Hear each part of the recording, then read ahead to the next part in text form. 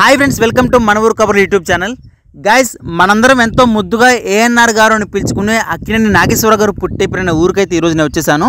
ఈ ఊరు వచ్చేసరికి కృష్ణా జిల్లాలోని గుడివాడకి దగ్గరలో ఉన్నటువంటి వెంకట రాఘవపురం ఒక చిన్న పల్లెటూరు గైస్. అయితే ఈ ఊరికి ఒకప్పుడైతే సరైన రోడ్డు మార్గాలు కానీ బస్సు మార్గాలు కానీ ఇలాంటివి ఏమి లేవు. అలాంటి ఒక చిన్న ఊరిలో అయితే మన అక్కినేని నాగేశ్వర గారు జన్మించారన్నమాట. ఈ ఊరు నుంచి ఆయన సినిమా ఇండస్ట్రీకి పయనమయ్యారు. ఈరోజు అన్నపూర్ణ స్టూడియోస్ కానివ్వండి, మా టీవీ కానివ్వండి, అండ్ అలాగే ఫిలిం ప్రొడ్యూసర్గా మారడానికి వీటన్నిటి కారణమైన ఊరు అనమాట ఈ వెంకట రాఘవపురం. ఈ ఊరికి చాలా పెద్ద చరిత్ర ఉంది. ఇలాంటి ఒక ఊరు నుంచి బయలుదేరి ఈరోజు ఇండస్ట్రీలో తనకంటూ ఒక ప్రత్యేకమైన స్థానాన్ని ఏర్పాటు చేసుకున్నారు.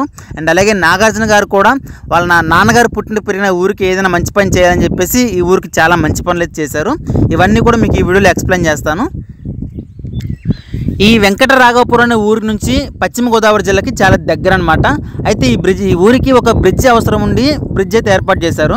ఒకనొక టైంలో చంద్రబాబు నాయుడు గారి ప్రభుత్వంలో బ్రిడ్జి ఏర్పాటు చేయడానికి అయితే ప్రభుత్వం నుంచి కొన్ని నిధులు రిలీజ్ అయ్యాయి. అయితే ఇంకా కొంచెం అమౌంట్ అవసరమైతే నేను పుట్టిన ఊరికి ఏదైనా చేయాలని చెప్పేసి అక్కినేని గారి ఫ్యామిలీ తరపు నుంచి నాగేశ్వరరావు గారు అయితే కొంత అమౌంట్ అయితే ఇచ్చారంట. సో ప్రభుత్వం నుంచి కొంత అమౌంట్, నాగేశ్వర గారు కొంత అమౌంట్ వేసుకొని ఈ ఊరికి బుడమేరని ఒక బ్రిడ్జ్ అయితే ఏర్పాటు చేశారు. సో ఈ విషయంలో మాత్రం నిజంగా నాగార్జున గారు కానివ్వండి, నాగేశ్వర గారు కానీ చాలా గ్రేట్ అనమాట. పుట్టి పెరిగిన ఊరికి ఒక మంచి పని చేశారు ఈ విషయంలో అయితే. అండ్ అలాగే ఈ ఊరికి రోడ్లు ఏర్పాటు చేయడం కానివ్వండి, ప్రభుత్వాలతోటి మినిస్టర్లతోటి మాట్లాడి చాలా మంచి కార్యక్రమాలు అయితే ఏర్పాటు చేశారనమాట. సో మీకైతే ఈ వీడియోలో మొత్తం అన్నీ చాలా క్లియర్గా ఎక్స్ప్లెయిన్ చేస్తాను. ఇంకొక ముఖ్యమైన ఫ్యాక్ట్ ఏంటంటే, నాగేశ్వర గారి జ్ఞాపకాలకు గుర్తుగాను ఈ ఊరిలో నాగార్జున గారు ఉన్నారు కదా, వాళ్ళ ఇంటిని నాగేశ్వరరావు గారికి మ్యూజియంగా మార్చారనమాట. సో ఇప్పుడు మన పొరుగురు నుంచి ఎవరైనా వచ్చినా సరే నాన్నగారి గురించి అందరూ తెలుసుకోవాలని చెప్పేసి ఆయన చేసిన మంచి కార్యక్రమాలు కానివ్వండి, ఆయన చేసిన సినిమాల గురించి కానివ్వండి, ఆయనతో రామారావు గారితో ఉన్న అనుభవాలు, వీటన్నిటికి సంబంధించి ఒక పెద్ద మ్యూజియం అయితే ఏర్పాటు చేశారనమాట. ఈరోజు మీకు ఆ మ్యూజియంగా మార్చిన ఇల్లుగా మార్చిన మ్యూజియం అయితే మీకు పూర్తిగా ఎక్స్ప్లెయిన్ చేస్తాను. మొత్తం అన్ని డీటెయిల్స్ అయితే వివరంగా చూపిస్తాను మీకు. ఇంకొక ముఖ్యమైన ఫ్యాక్ట్ ఏంటంటే, ఈ మ్యూజియం ఖాళీగా ఉండకూడదని చెప్పేసి ఈ ఊరి ప్రజలు ఎవరైతే కుట్టు మిషన్ నేర్చుకోవడానికి ఆసక్తిగా ఉంటారో వాళ్ళందరూ కూడా ఈ మ్యూజియం లోపల పర్మిషన్ ఇచ్చేసి అందరికీ కుట్టు మిషన్ నేర్చుకునే ఏర్పాటు అయితే అవకాశం కల్పించారనమాట. సో నిజంగా నాగార్జున గారు చాలా మంచి మనసు అనమాట. నాన్నగారు లేకపోయినా సరే ఆయన ఉన్న ఈ నివాసం ఏదైతే ఉందో ఆ నివాసం ఏదో ఒక విధంగా నలుగురికి ఉపయోగపడాలనే ఒక మంచి ఉద్దేశంతో ఈ విధంగా మార్చారన్నమాట. కుట్టు మిషన్కి అయితే లేడీస్కి ఉపయోగపడే విధంగా. ఇంకా చెప్పాలంటే రీసెంట్గా నాగార్జున గారు కుబేరా సినిమా అయితే రిలీజ్ అయిపోయింది. సినిమా సూపర్ హిట్ టాక్ తోటి దూసుకుపోతుంది. అండ్ అలాగే ఇప్పటివరకు నాగార్జున గారు దాదాపుగా 100కు పైగా సినిమాలు చేశారు. వీటిల్లో కొన్ని తమిళ సినిమాలు ఉన్నాయి, హిందీ సినిమాలు కూడా ఉన్నాయన్నమాట. సో నాగార్జున గారు యాక్టర్గానే కాకుండా నిర్మాతగా కూడా, అంటే ప్రొడ్యూసర్ కూడా చేశారనమాట. అయితే ఆయన చేసిన అన్ని సినిమాల్లో దాదాపుగా 9 సినిమాలకైతే నంది అవార్డు వచ్చాయి. ఆ తర్వాత 3 దక్షిణాది ఫిలింఫేర్ అవార్డ్స్, ఇంకా చెప్పాలంటే 2 జాతీయ చలనచిత్ర పురస్కార అవార్డులు అయితే అందుకున్నారు. ఇంకా ఆయన మోడీ గారిని కలిశారు. ఆయనతో మోడీ గారితో సెల్ఫీలు దిగిన ఫొటోస్ కూడా సోషల్ మీడియాలో చాలా అయితే ఉన్నాయి, మీరందరూ చూసే ఉంటారు. మీకోసం కొన్ని ఫొటోస్ అయితే ఇక్కడ ప్లే చేస్తున్నాను. మరీ ముఖ్యంగా నాగార్జున గారు చేసిన అన్ని సినిమాల్లో మంచి ఫ్రేమ్ తీసుకొచ్చిన సినిమా ఏదైనా ఉందంటే మణిరత్నం గారి దర్శకత్వంలో వచ్చిన గీతాంజలి సినిమా. ఈ సినిమాకి పిచ్చగా ఫ్యాన్స్ అయితే ఉన్నారు బయట. ఆ తర్వాత వచ్చేసరికి కల్ట్ ఫ్యాన్స్ వచ్చేసరికి రామ్ గోపాల్ వర్మ గారి దర్శకత్వంలో వచ్చిన శివ సినిమా. ఈ సినిమాకు వచ్చేసరికి 13వ భారత అంతర్జాతీయ చలనచిత్రోత్సవాలు అయితే ప్రదర్శించారన్నమాట. అదే సంవత్సరంలో శివ సినిమా హిందీ పునర్నిర్మాణంలో బాలీవుడ్లో కూడా ప్రవేశించారు. నాగార్జున గారు అయితే చాలా సినిమాలు చేశారు. వీటిల్లో ఈ సినిమాలకైతే పిచ్చ క్రేజ్ ఉంది. ఇంకా మరిన్ని విషయాలు అయితే మ్యూజియం లోపలికి వెళ్ళేసి మీకైతే పూర్తిగా ఎక్స్ప్లెయిన్ చేస్తాను. అండ్ అలాగే ఈ ఊరికి సర్పంచ్, మాజీ సర్పంచ్ గారు అయితే ఉన్నారు, ఆయన్ని కలిసి కూడా మరిన్ని వివరాలు అయితే తెలుసుకుందాము. Okay, let's go.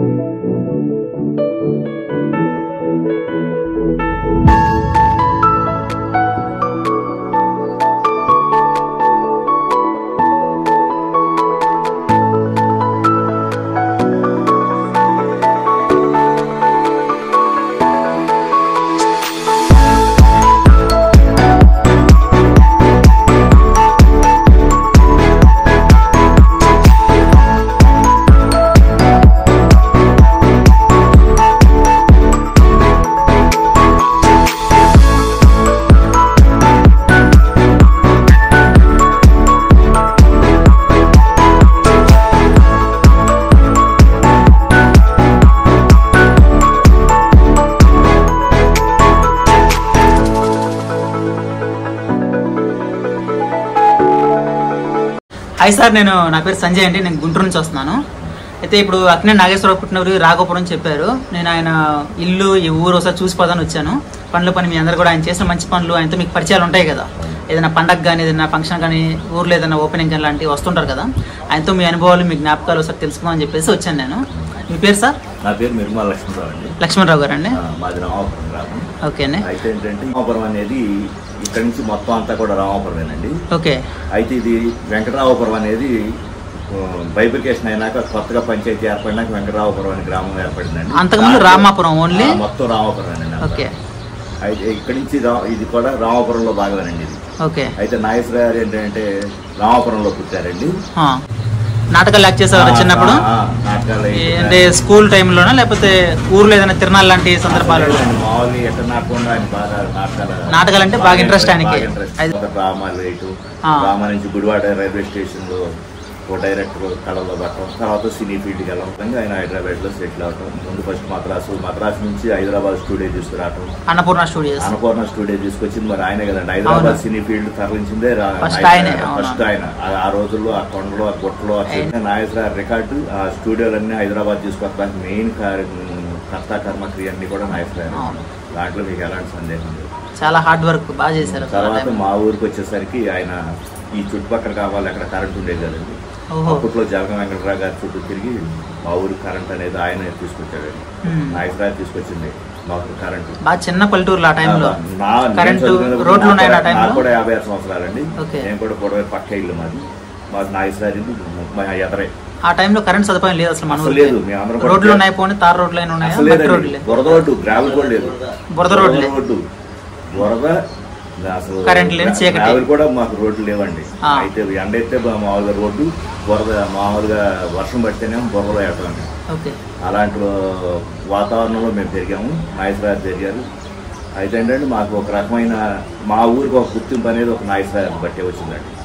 మేము ఎక్కడికి వెళ్ళినా గర్వంగా చెప్పుకునేది ఏంటంటే ఏ ఊరు అంటారు, రామాపురం అండి మా దగ్గర రామాపురం నాగేశ్వర గారు పుట్టినూరు, నాగేశ్వర స్వగ్రామం అని చెప్పుకునేదానికి మాకు ఒక అడ్రస్ అంటూ ద్వారా ప్రపంచ దేశాలు రామాపురం ఎక్కడ అనే వాళ్ళు కూడా రామాపురం ఎక్కడ అనేది లేదు. నాగేశ్వర స్వగ్రామం అనగానే మాకు ఒక బ్రాండ్, ఒక ఇది నేషనల్ లెవెల్లో మాకు నాగేశ్వర ద్వారానే మాకు ఆ బ్రాండ్ అనేది మా ఊరికి వచ్చిందండి. అయితే తర్వాత ఏం జరిగిందంటే నాగేశ్వర సినీ ఫీల్డ్ యాక్ట్ చేస్తూ ఉండగా మా ఊరిని చాలా డెవలప్ చేశారండి. ఈ 4 కోట్లు పెట్టి ఆ రోజుల్లోనే బ్రిడ్జి, బుడమేరు బ్రిడ్జి కదండి. 7 కోట్లు 30% కడితే 7 కోట్లు అండి. 7 కోట్లు. అప్పుడు చంద్రబాబు గారిని తీసుకొచ్చి శంకుస్థాపన చేయటం, ఓపెన్ ఆయన చంద్రబాబు గారితో ఓపెన్ చేయించాడు. ఆయన కొండ ఎందుకంటే ఏ రాజకీయ పార్టీలు ఉండేవాడు కదా, అందరు రాజకీయ నాయకులతో అనుకోవాలంట కలిసికట్టుగా ఉండేవాడు. ఉండటంలో చంద్రబాబు గారిని తీసుకొచ్చి ఆ వంతెన చేయించారు. మాకు చేసింది ఏంటంటే మంచి పని బ్రిడ్జ్ రోడ్ చేశాడు, కరెంట్ రోడ్ పట్టుకొచ్చాడు. అదే కాకుండా గ్రామాన్ని కూడా బాగా డెవలప్ చేశారంటే. థ్యాంక్ యూ సార్, చాలా చాలా మంచి విషయాలు చెప్పారు మాకు ఆయన గురించి. ఎన్ని విషయాలు మేము అనుకోలేదండి. ఇప్పుడు ఆయన ఊరికి కరెంట్ తీసుకొచ్చింది, రోడ్లు ఉన్నాయని చెప్పేసి ఇవన్నీ కూడా మాకు తెలియవు అసలు. యాక్చువల్గా అయితే మీ ద్వారా ఇవన్నీ మేము తెలుసుకున్నాం. ఇప్పుడు ప్రజలకు తెలియజేయడానికి మాకు చాలా హ్యాపీగా ఉంది. చాలా thank you sir. Thank you.